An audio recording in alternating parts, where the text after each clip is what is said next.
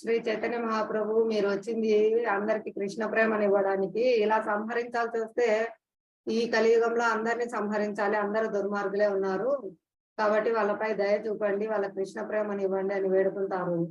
అప్పుడు ఆ జగాయి మాదయ్య భయపడిపోయి ఆయన పాదాలపై పడితే క్షమించమని వాళ్ళ కండిషన్స్ పెడతారు. మీరు ఇవన్నీ వదిలేసి ఈ చెడు అలవాట్లన్నీ హరినామం చేస్తూ చక్కగా ఉంటే మిమ్మల్ని ఏం చేయను అని ఆయన చెప్తే వాళ్ళ అన్నిటికీ ఒప్పుకొని వాళ్ళు శరణాగతి పొంది మేము చక్కగా మీరు చెప్పినట్లు నడుచుకుంటామని వాళ్ళు భక్తులు అయిపోతారు అనమాట. వాళ్ళు హరినామ సంకీర్తనం చేస్తూ ప్రచారం చేస్తారు. ఆ విధంగా శ్రీ చైతన్య మహాప్రభు ఈ కలియుగంలో శరీరాలను సంహరించడం కాదు, వాళ్ళ యొక్క చైతన్యం దుర్మార్గమైన వాళ్ళ హృదయాల్లో ఉండే రాక్షసుల్ని దుర్మార్గాన్ని సంహరిస్తారనమాట. ఇది కేవలం హరే కృష్ణ హరే కృష్ణ కృష్ణ కృష్ణ హరే హరే హరే రామ హరే రామ రామ రామ హరే హరే అనే మహామంత్రాన్ని జపించడం ద్వారా, కీర్తించడం ద్వారా ప్రతి ఒక్కరిలో సమాజంలో ఉన్న దుర్గుణాలన్నీ నశించిపోతాయి అన్నమాట. అదే విధంగా ఇది రుజువైంది. శ్రీల ప్రభుపాదుల వారు ప్రపంచవ్యాప్తంగా హరినామ సంకీర్తనాన్ని ప్రచారం చేయడం వల్ల,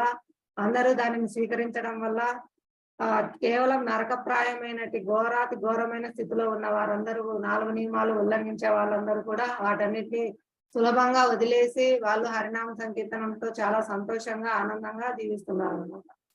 ఇది ప్రత్యక్షమైన ఉదాహరణ మన కళ్ళెదుటే జరుగుతున్నది.